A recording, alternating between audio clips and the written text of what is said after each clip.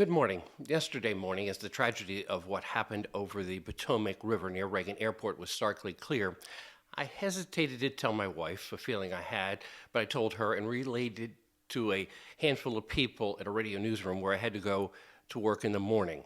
I predicted that President Trump would try to blame the accident on the Biden administration. Later in the morning, after a moment of silence and saying what a national tragedy it was, Trump in the White House briefing room did what I figured he would. But how he did it and how long he went on surprised me. Without one bit of evidence to back him up, Trump suggested that the crash was the result of diversity, equity, inclusion programs in the Obama and Biden administrations. Quote, I put safety first.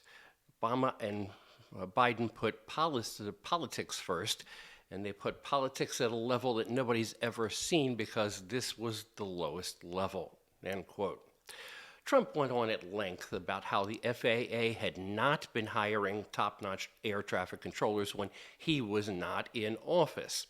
Secretary of Defense Pete Hegseth was there because of the Army helicopter involvement and declared, "We will not accept passing the buck." Sean Duffy, the newly installed Secretary of Transportation, and Vice President J.D. Vance took turns at the podium and couldn't have agreed more with Trump's assessment that Democrats and their DEI had to have some role in the tragedy. A front row reporter pressed Trump about whatever evidence he might possibly have to back up his assertion regarding DEI in the Obama and Biden administrations. It just could have been, was his shrug of the shoulder response. He later added it was, quote, common sense.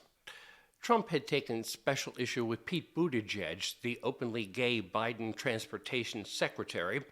Buttigieg posted on X, as family grieves, Trump should be leading, not lying. Senate Majority Leader Chuck Schumer blasted Trump for idle speculation, quote, it just turns your stomach.